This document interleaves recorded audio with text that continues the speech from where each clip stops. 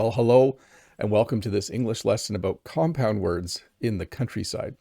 So as I was making this lesson, I was choosing compound words that I liked because they were compound words that I see around my property.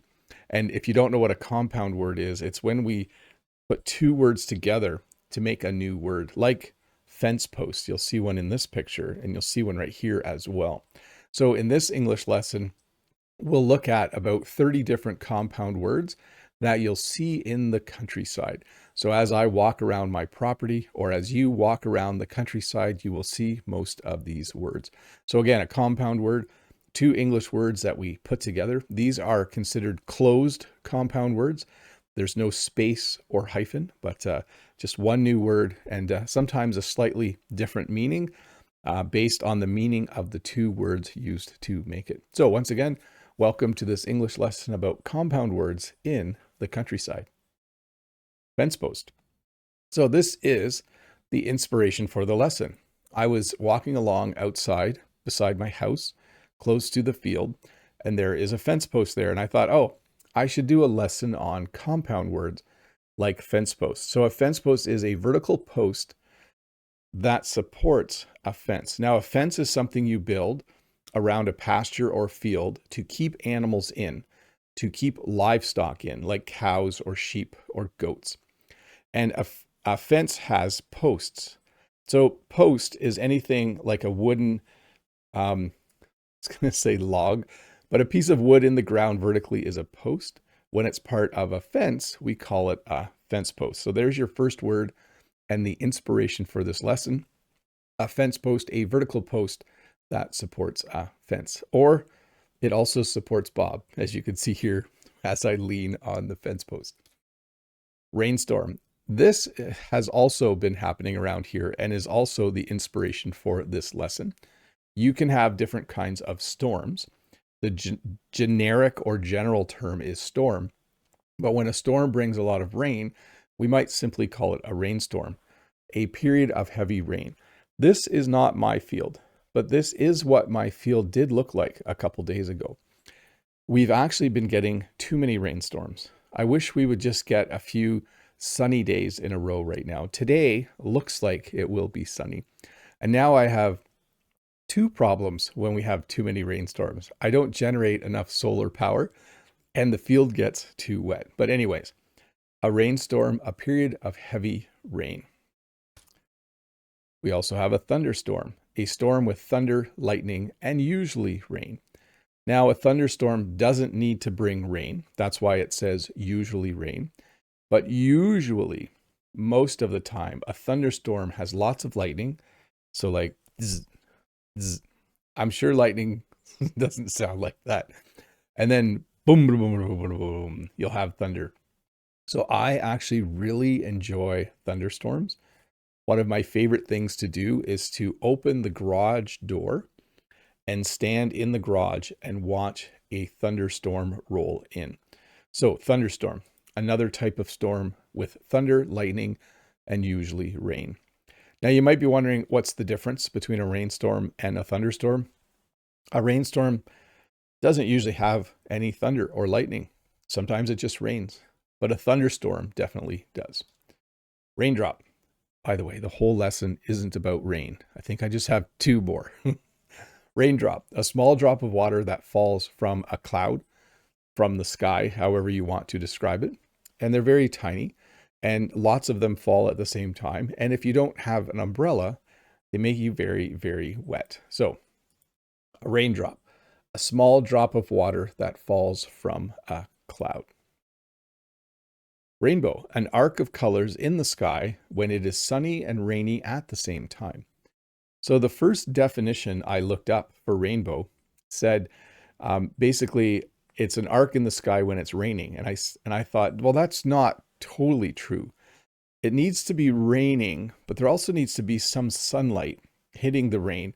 And that's what causes the rainbow. So again, I'm forgetting to mention why these are compound words.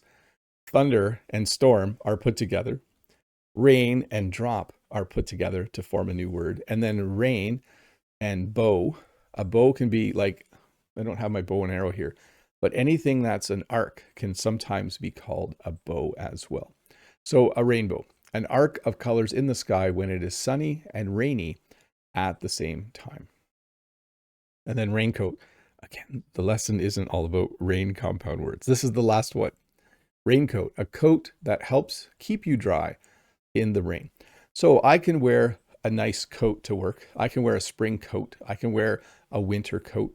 But a raincoat is a special kind of coat where we take the word rain and the word coat, put them together, and then we have something that keeps you dry when it is raining. And usually they're yellow. I'm not sure if they are in your country, but in Canada, for some reason, our raincoats, okay, they aren't all yellow, but a lot of them are yellow. When I think of raincoat, this is what I think of. Usually people wearing raincoats aren't as happy as this person though. Usually they're kind of grouchy because raincoats can be kind of warm as well. Sunflower, a tall plant with a large yellow flower. This is one of the situations where I will teach the phrase to not do something justice. The definition of sunflower doesn't do justice to the beauty of the actual flower. When something doesn't do justice to something, it doesn't explain it well or describe it well, or it's like it just, that is the description right there. A tall plant with a large yellow flower. But sunflowers are much more beautiful than that definition. So why do we have a compound word? Because it is a flower, and it also very much likes the sun. If you don't know, sunflowers will actually, they'll track the sun a little bit, at least until they're a certain age. But a sunflower, a tall plant with a large yellow flower. As opposed to a wildflower. A wildflower is a flower that grows naturally without being planted. So sunflowers are often planted by farmers. Wildflowers just happen to be there. So when you go out to a meadow or a pasture, those are large green spaces. There might be areas where there are wildflowers, plants that have grown, and when they are mature and they bloom, they have a beautiful flower. Sometimes at market, people think Jen has wildflower bouquets because she puts all kinds of fun flowers in them, but they aren't technically wildflower bouquets. She has grown the flowers in rows in her flower garden. So wildflower, a flower that grows naturally without being planted. Birdhouse, let's make this one really big. Birdhouse, a small house where birds can nest. So when you get some wood and you build something like this, this is a small tiny house and it is for a bird to live in. So we call it a birdhouse. It has a little hole in the front that works as the door, or is it a window? I guess it's the door because the bird goes in and out. But sometimes the bird looks out of the hole, then it's kind of a window. Anyways, I'm taking too long to describe some of these things. A birdhouse, a small house where birds can nest. Mailbox. So if you live in the countryside, your mailbox might look a lot different than if you live in the city. I have a mailbox like this. Mine doesn't look like a chicken though, but a mailbox is a container where mail is delivered. So if you look at the bottom here, you'll notice that the mailbox is sitting on a post. We wouldn't call this a fence post because it's not part of a fence. We would just call it a post. And then on top, we have the mailbox, a container where mail is delivered. You know, your mail can also get picked up though. You see the little flag on the side? So when we have mail, the mail delivery person will put the flag up. And if I want to send a letter, I put it in the mailbox and I put the flag up so that the mail person knows that they need to pick up the mail. But mailbox, a container where mail is delivered or picked up. Firefly. So I don't know if you have these in your country, but we have fireflies. If you go out at night, especially in June and July, you will see these little bugs or insects flying around and they will light up. And it's really cool. So a firefly is an insect that produces light from its body. So it kind of looks like a fly, which is a type of insect, and it kind of looks like it's on fire.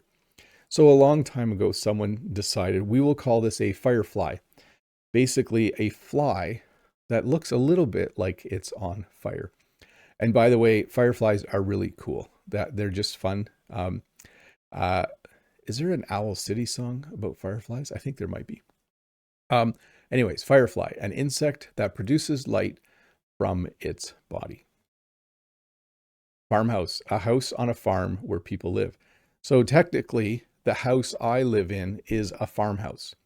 My neighbors, who are also farmers, they have dairy cows, so they milk cows. They don't steer, they milk. They don't do it by hand, though. They have a machine that they put on. They live in a farmhouse. So you don't have to use this term, but it is pretty common when referring to a place in the countryside. Like, oh, we bought a small farm and the farmhouse is beautiful. So it's simply the house on the farm where the farmers live with their kids, if they have kids. So farmhouse, a house on a farm where people live. Greenhouse. So a greenhouse is a building made of glass or plastic used to grow plants. And it looks like this. Can't remember which way to point this morning.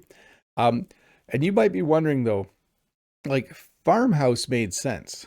There's a farm, there's a house. Let's make a new word, farmhouse. But greenhouse, how does that make sense? It's not green. Well, I think the word green comes from the plants that are inside of it.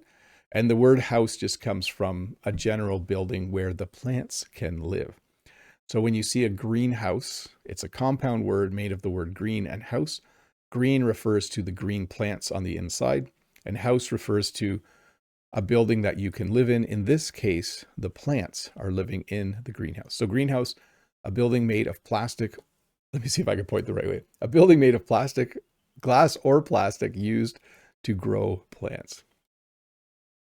Barnyard, the area around a barn where farm animals often stay. So a barn is like, I've done this for, how many years have I done these lessons? And today I forget which way to point. A barn is like this large red building.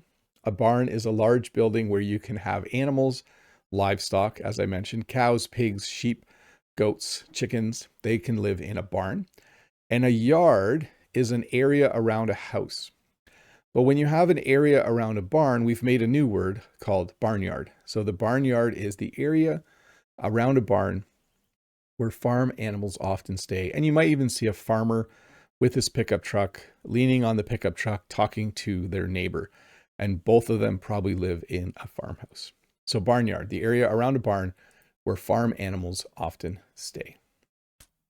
Windmill, a structure with large blades that turn in the wind. So the word mill is a little strange here, but wind obviously is like, if you go outside, you can hear and feel the wind. A mill is a place where they grind grain. So if you take wheat at a mill, they will grind the grain into flour. They will grind barley into flour. They will grind rye into flour. They'll do that at a mill. So I think a long time ago, they started to use the wind to turn the grindstone at the mill. And that's probably where the phrase windmill came from. Windmill, a structure with large blades that turn in the wind. This windmill, though, might be used to pump water. Or in our case, we have a windmill that pumps air into our pond to keep the water fresh. Firewood, wood that is used as fuel for a fire. So if you ever see wood like this, I'm going to have to put a post-it note on my monitor telling me, point away, and you will, it's flipped. I don't know if you know that, but like everything is, anyways, let me stop talking about pointing the wrong way. Firewood, wood that is used as fuel for a fire. If you ever see wood that is chopped like this, we say this is split. This wood has been split, and this is firewood. This is not wood that is going to be used to build a house. This wood is not going to be used to make a birdhouse, for instance. This wood is not going to be used to build a farmhouse. This is firewood. Wood that is used as fuel for a fire, maybe in a fireplace, maybe in a wood stove. I think that's a compound word with no space, like a closed wood stove.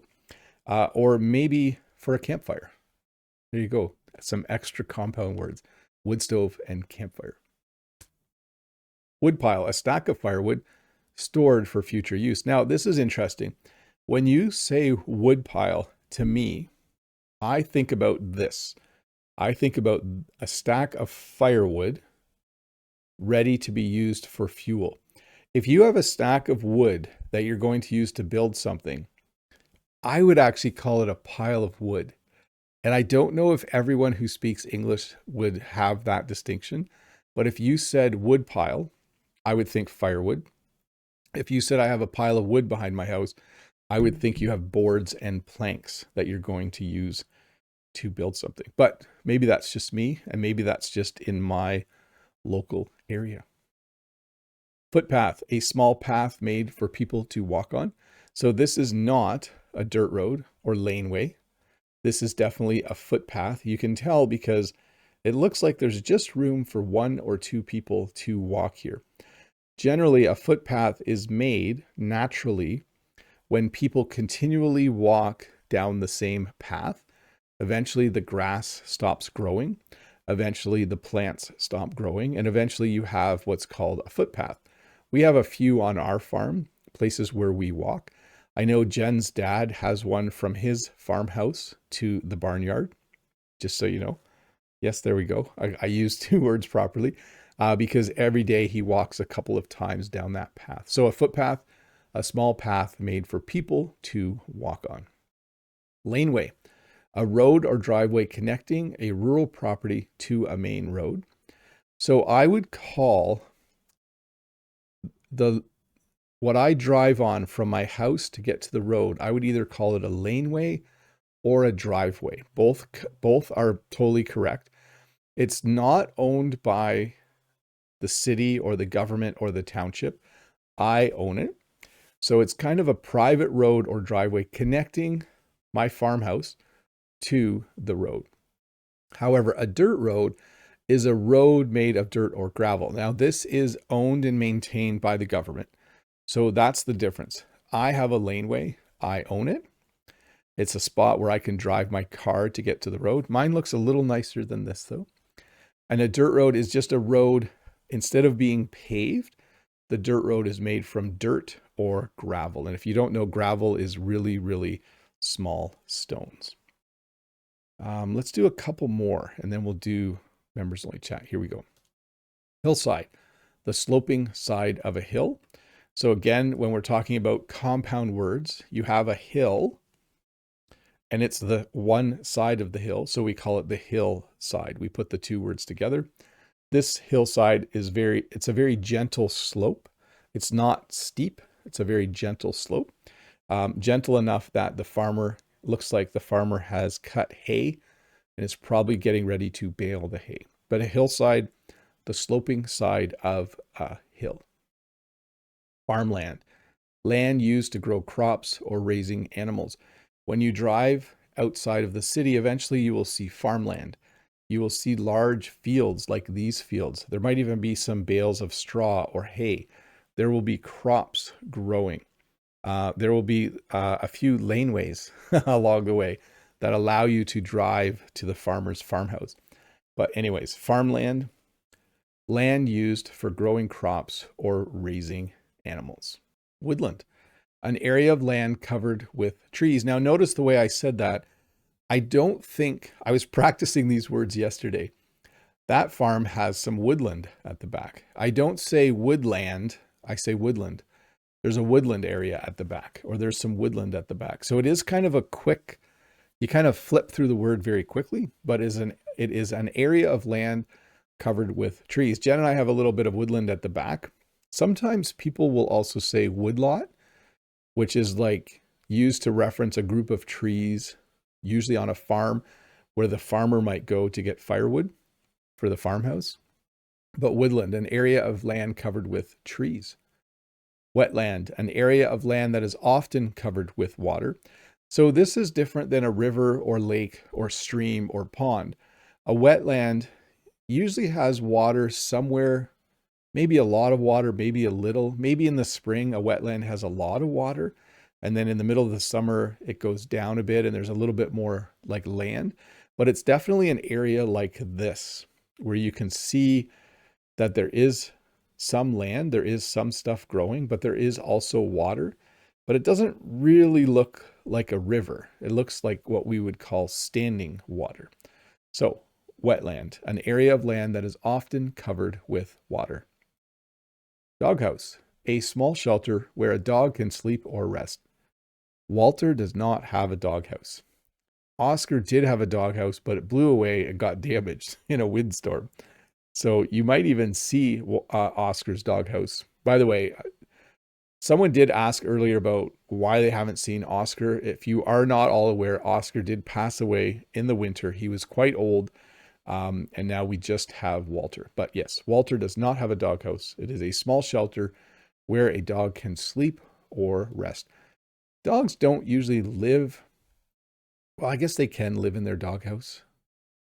But most people, honestly, most people in North America, if they have a dog, the dog probably sleeps in their garage or in a crate in their garage, or it might even sleep in their house. So most people in North America don't keep their dogs outside 24 hours a day.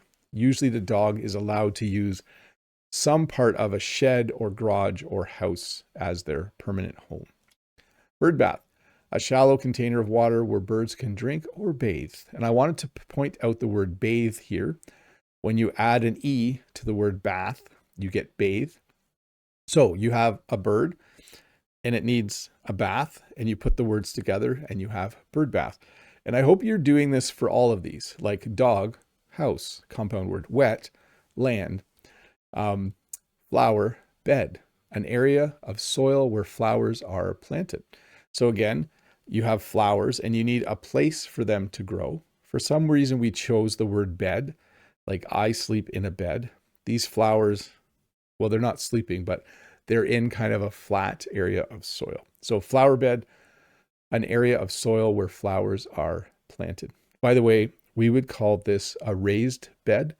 That's not a compound word. That's just a description. Raised bed means that it's a flower bed that's off the ground. As people get older, if they like to garden, they will also often install what are called raised beds made from metal or wood so that they can easily weed and plant their flowers in a flower bed. Grasshopper, an insect with long legs that can jump very far. He's kind of hard to see. This is the color of our wheat right now, by the way. It's just starting to turn green, or sorry, it's just starting to turn yellow and golden brown. But a grasshopper, it's an insect that can hop or jump, and it's often seen on grass. In this case, it's on wheat, but grasshopper, an insect with long legs that can jump very, very far. Sunlight. You have the sun in the sky and light comes from it. So you make the word sunlight. Natural light that comes from the sun. Moonlight, again, natural light or light that comes from the moon. And then starlight, light that comes from the stars in the night sky. So during the day, there's a lot of sunlight. In fact, at this time of year, I often wake up because sunlight starts coming through the window into my room. So the sun comes up, I think it starts to come up around 5:30. And so sunlight, light from the sun, comes through my window and the room starts to get bright. So sunlight, natural light that comes from the sun. Moonlight, light that comes from the moon. When the moon is full, sometimes you can even see enough outside to work a little bit. Sometimes when there's enough moonlight, Jen can work outside or at least can go to check on things or turn off an irrigation pump without needing a flashlight. And then sometimes the night sky is very clear and you can see lots of stars and you see starlight. So starlight won't make it easy for you to see, but you can see starlight in the sky. Light that comes from the stars in the night sky. By the way, it's also there during the day. You just can't see starlight during the day because the sunlight is way too bright.